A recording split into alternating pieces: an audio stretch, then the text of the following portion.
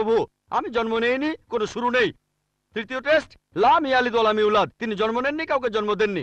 আর শ্বেতাক্ষেত্র উপনিষদে আছে 6 নম্বর অধ্যায়ের 9 অনুচ্ছেদে, নাচাই সাকাসিজ জানিতা নাচা দীপা, ঈশ্বরের কোনো প্রভু নেই, তার কোনো বাবা মা নেই, মহান ঈশ্বরের কোনো বাবা নেই, তার কোনো মা নেই। তারপর ওয়ালাম ইয়াকুল্লাহু কুফুয়ান আহাদ, তার সমতুল্য কেউ নেই। আর শ্বেতাক্ষেত্র উপনিষদে বলা হয়েছে 4 নম্বর অধ্যায়ের 19 অনুচ্ছেদে আছে। এছাড়াও যজুর্বেদ 32 অধ্যায়ের 3 অনুচ্ছেদে বলা হয়েছে নাতাস্তি প্রতিমা আস্তি, মহান ঈশ্বরের কোনো প্রতিমা নেই, কোনো মূর্তি নেই, কোনো ছবি নেই, কোনো ফটোগ্রাফ নেই, কোনো ভাস্কর্য নেই। এটা কে বলেছে? যজুর্বেদ 32 অধ্যায় 3 অনুচ্ছেদ বলেছে একই কথা, ওয়ালাম ইয়াকুল্লাহু কুফুয়ান আহাদ। যদি কেউ বলে যে অমুক লোকটা হচ্ছে আল্লাহ, যদি সেই লোক এই 4টা শর্ত পূরণ করে, আমরা মুসলিমরা কোনো রকম আপত্তি ছাড়াই সেই লোককে আল্লাহ বলে মেনে নেব। যেমন ধরেন, কিছু লোক বলে ভগবান রজনীশ হলেন মহান ঈশ্বর।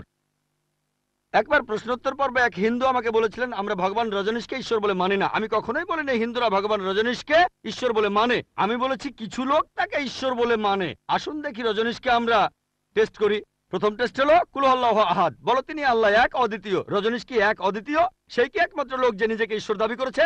এরকম অনেক মানুষই ছিল, আর এই দেশে হাজার হাজার লোক নিজেকে ঈশ্বর দাবি করেছে, রজনীশ একমাত্র নয়। তবে রজনীশ ভক্তরা বলে না না, উনি একটু আলাদা। এবারে পরের টেস্টে দেখি। আল্লাহু সামাদ, আল্লাহ অবিনশ্বর চিরস্থায়ী।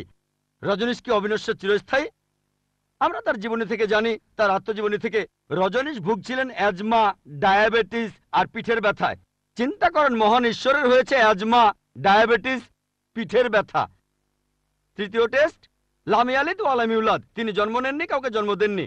ভগবান রজনীশ জন্মেছিলেন মধ্যপ্রদেশে, তার বাবা মাও ছিলেন। 1981 সালে তিনি আমেরিকায় গেলেন, ইউএসএ। তখন হাজারো আমেরিকান তার ভক্ত হয়ে গেল। তারপরে আমেরিকার অরিগন প্রদেশে তিনি বানালেন একটা সেন্টার, আর তার নাম দিলেন রজনীশপুরম, তার গ্রাম। পরবর্তীতে আমেরিকান সরকার তাকে অ্যারেস্ট করে কারাবন্দী করে রাখলো। রজনীশ বলতো যে আমেরিকান সরকার তাকে স্লো পয়জনিং করেছে। চিন্তা করেন, মহান ঈশ্বরকে স্লো পয়জনিং করা হয়েছে। 1985 সালে আমেরিকান সরকার তাকে বের করে দিলে সে ইন্ডিয়ায় চলে আসে। তারপর এখানে পুনায় সে আরেকটা সেন্টার খুললো, আর তার নাম দেওয়া হলো ওশো কমিউন। যদি রজনীশের সমাধির কাছে কখনো যান, তার সমাধির উপরে লেখা আছে ভগবান রজনীশ ওশো। কখনো জন্মাননি, কখনো মরেননি, তবে পৃথিবীতে ভ্রমণ করেছেন 1931 সালের 11 ডিসেম্বর থেকে 1990 সালের 31শে জানুয়ারি পর্যন্ত। কখনো জন্মাননি, কখনো মরেননি, তবে পৃথিবীতে ভ্রমণ করেছেন 1931 সালের 11 ডিসেম্বর থেকে 1990 সালের 31শে জানুয়ারি পর্যন্ত। তার সমাধিতে এটা লিখতে ভুলে গেছে যে পৃথিবীর 21টা দেশ তাকে ভিসা দেয়নি। মহান ঈশ্বর আসলেন এই পৃথিবীতে, পৃথিবী ঘোরার জন্য, বিভিন্ন দেশে যাওয়ার জন্য তার নাকি ভিসাও লাগে।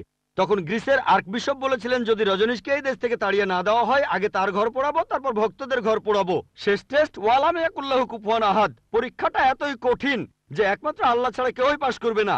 যখনই আল্লাহর সাথে কারো তুলনা করবেন, সে আল্লাহ নয়। ওয়ালাম ইয়াকুল্লাহু কুফুয়ান আহাদ। এখন ভগবান রজনীশ অন্য অনেক মানুষের মতো মুখে দাড়ি ছিল, একটা নাক, দুটো চোখ, দুটো কান, দুটো হাত।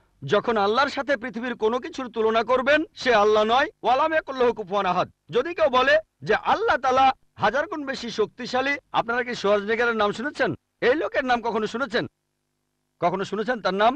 এই লোক একটা সময় ছিল মিস্টার ওয়ার্ল্ড, মিস্টার ইউনিভার্স, পৃথিবীর সবচেয়ে শক্তিশালী লোক, বিশ্বজগতের সবচেয়ে শক্তিশালী লোক। যখনই আল্লাহকে তুলনা করবেন কোনো কিছুর সাথে, হোক সেটা আর্নল্ড শোয়ার্জনেগার, হোক সেটা দারা সিং, হোক সেটা কিং কং, হোক সেটা 1000 গুণ বা লক্ষ গুণ, যখনই আল্লাহর সাথে পৃথিবীর কোনো কিছুর তুলনা করবেন, সে আল্লাহ নয়।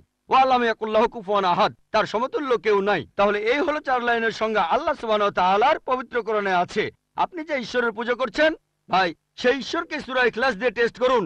যদি তিনি পাশ করেন, তাহলে সত্যিকারের ঈশ্বর, তা না হলে নকল ঈশ্বর।